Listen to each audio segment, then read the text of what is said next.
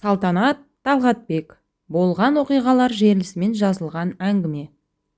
Қысқы түн. Ауылыстың ақ мамықтай қалың қар жауып, аспан мен жердің арасы айырылмай кеткен. Желдің ызғары үйдің қапталынан ысқырып өтіп, терезенің әйнегін шиқылдатады. Ауыл шетінде жалғыз тұрған ескі үйде Әли ата отыр. Кішкентай пештің ішіндегі жалын әлсін маздап қайта өшіп барады.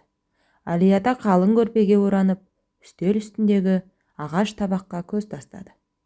Табақта бір ғана нанның кішкентай үзімі жатыр. Бұл нанды ол кеше ғана көршісінен алған. Өзі соғыстан бері талай аштықты көрген. Бірақ қазір қартайып күші азайған. Осы бір үзім нанды шайға батырып жесе, бүгіндікке жетер еді. Бірақ ертең не болатынын кім білсін. Ол ойға шомып отырғанда есік сықырлап қақылды. Кім болды екен боранда деп Әли ата ауыр қозғалып есікке барды. Есікті ашқанда қарсы алдында үстінде жыртық күртеше киген, беті қызарып кеткен 7-8 жастағы бала тұр. Көзінде жас, дауысы қалтырап: "Ата, біз үйде аш отырмыз. Анам ауырып жатыр. Інім жылап тоқтар емес" деді. Әли ата үнсіз тұрды.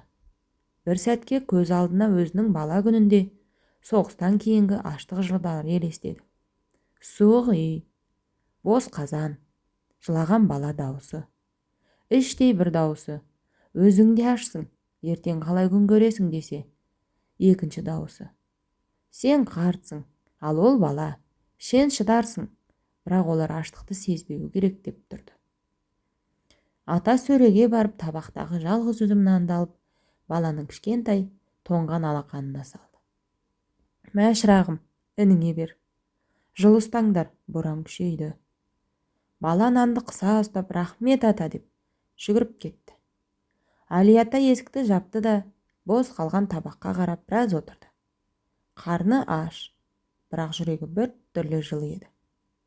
Түнде боран уілдеп үйдің шатырын қағып тұрды. Ата пешке ағаш салып, көрпесіне оранды. Қарны қырылдап тұрса да, әлгі баланың қуанышты жүзі көз алдынан кетпеді. Ата таң ата далаға шықты. Боран басылды. Әли ата есікке жақындап сыртқа шықты. Табалдырықта бір дорба жатыр. Ішінде жаңа піскен, буы бұрқыраған 2 үлкен мен 1 құты бал. Дорбаның үстіне кішкентай қағаз қойылған. "Ата, кешегі мейіріміңіз үшін рахмет. Бұл анамның алғысы." Әли ата нанды қолына алып, иісін сезді. Ол бір үзім нанды кешегі балаға берген несіне алып, ішінен "Жақсылып айналып өзіңе оралады" деп сыбырлады. Сол күні нанның дәмі бұрынғыдан да тәтті болды. Өйткені бұл тек ас емес, жүректен шыққан жақсылықтың дәмі еді.